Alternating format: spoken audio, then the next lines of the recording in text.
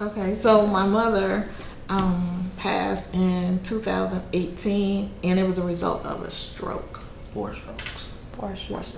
Okay. Gotcha. So, like, probably a couple weeks before she had her stroke, she had a doctor's appointment. Okay. Her blood pressure was really high. They wanted her to go to the hospital. She wouldn't because of my father. Then another day we were all here, and her leg just gave out.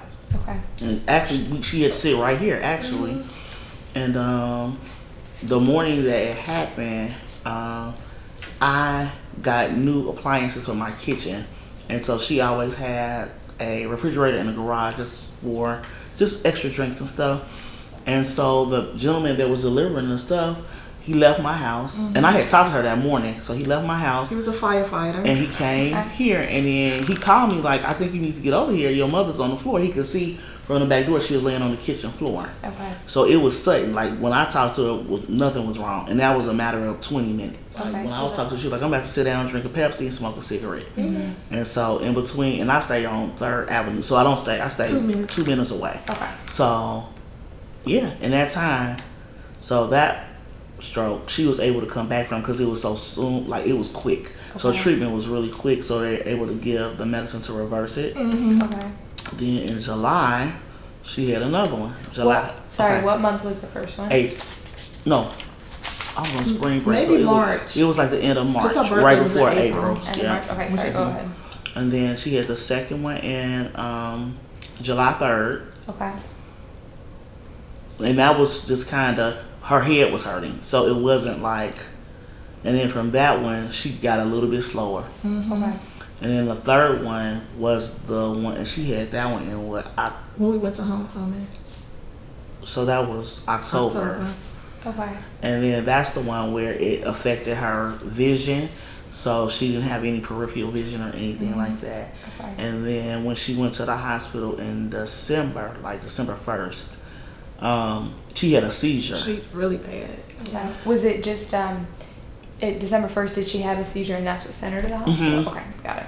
And then from there, it was just a total decline. So she probably knew us like the first 2 days she was in the hospital. Okay. And then after that, it was just mumbling and grumbling. And it went from that, so they couldn't figure out what was going on. Mm-hmm. Spinal tap, and then it's no brain activity. Okay. So she had physical therapy for a little while. Okay. But she really was able, I mean, you could tell that she was slower. Mm-hmm. Okay. And like, not necessarily mentally off, but she was just slower. Okay. You know? Yeah. And she told us that she was gonna die. She knew.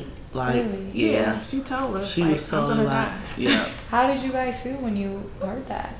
Just knowing her, just being dramatic. She was dramatic, but still. I'm like, Ma, okay, you're gonna be whatever. Okay. Like, you're gonna be fine. I mean, because you know, a lot of times when people get sick, they do feel sorry. They start. It's a. Mm-hmm. Yeah. I'm sad. I want a pity party. Right. So. Right. But she was always with it, like when she could speak and stuff. So she never had a point where she didn't, or she couldn't, like still talk and stuff like that. Okay. Until that last time when she went to the hospital that time. Okay. And that was it. And she was always a pretty active person, like doing for herself and just being active in the yard, just everything. Okay. So remember, after the first one, she had to get her artery done, and so she was supposed to get her second side done, but that's when she had the second stroke. And she always had like a beautiful handwriting, and it was just hard for her. So that's just part of the stroke. They can't put things in order, and just like even saying things that you see and you know that she knows, but she can formulate it. But she just couldn't formulate it, which is just an effect of the stroke. I don't think I was ever worried until she couldn't speak.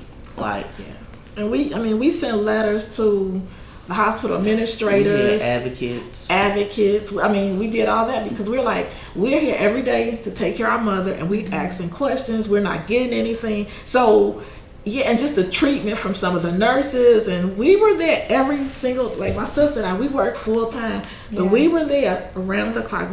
We made promises to our parents that we'll just always, whatever it took, we were going to take care of them. Yeah, we sent letters to everybody at Netflix and talked to everybody. Yeah, because we understand it's a stroke, but you guys are obligated to do something. You made an oath to Yeah. do something. Some of it, sometimes it was her, like when she went to the therapy wing, they would call, well, she laying in the bed, and I would have to call her, like, get up Get up. and go to therapy. She was Yeah. kind of giving up. So Yeah. Yeah, like, I'm at work, so that's your work. Get up and go, get up and go to therapy. yeah. Okay, but she's still at home at this point. She's just going into the hospital for physical And therapy. then come She's right still living back. at home, right? Yeah. So she never, like, they never never be, like, went, hospitalized. Okay. other than when something happened, but Right. other than that, it was like no long-term care or any type of facility like that. Okay, gotcha. And so then the third one, that happens in October. hmm Okay, and this is the one, what happens with that stroke? So with that one, that's the one where her vision was impacted, and then I think her right side was kind of really weak, very weak, but she could still feed herself and stuff like that. Okay. We had people that can help us when we were at work. Okay. And so we went to our college homecoming. Okay. And then we got a call and said that she was having A seizure. a seizure. And so we came right back that night from Where- Terre Haute, Terre Haute. Okay. Indiana State. And so they were going to release her from the hospital because they were like, she's fine, her vitals were fine. She got up to stand up, and she had that weakness. And so they had to keep her in the hospital. Okay. Okay. And then from that point on, it was Yeah. really down.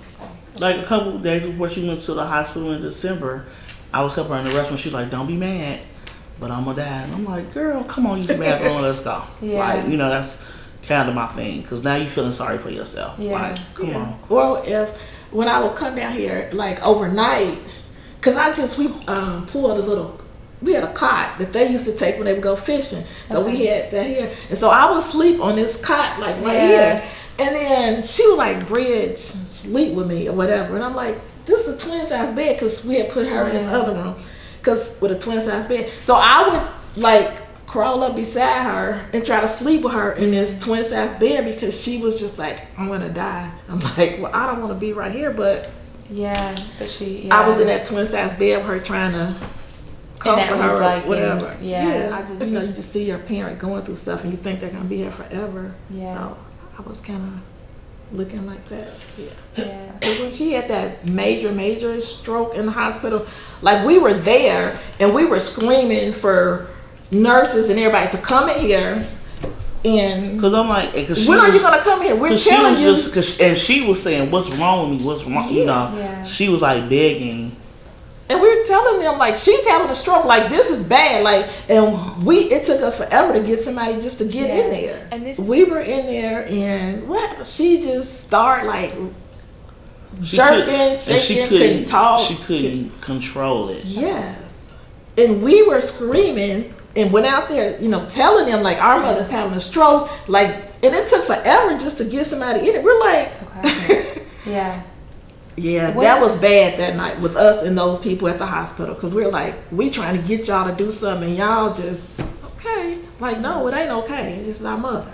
Yeah. Yeah. Okay. So And we were telling them, like, we are around her, like, every day. Like, and I had a notebook for people that stayed providers, even though they work for agencies. We had our own little system here. So they had to make notes. And when we got home, we reviewed notes and everything. So we did. Yeah, we like, this is our mother, and yeah. So she would just moan and like not talk to us, but just kind of ramble about people, and stuff. And then they still couldn't figure out what was going on. Still couldn't figure out. And then she eventually just got quiet and was asleep.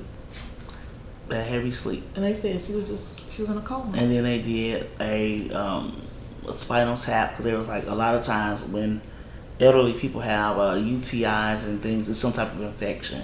Okay. That was negative, so they, and then but from there it was quick. Like that was like on Friday, Thursday or Friday, and she ended up down on Sunday. And on that Sunday.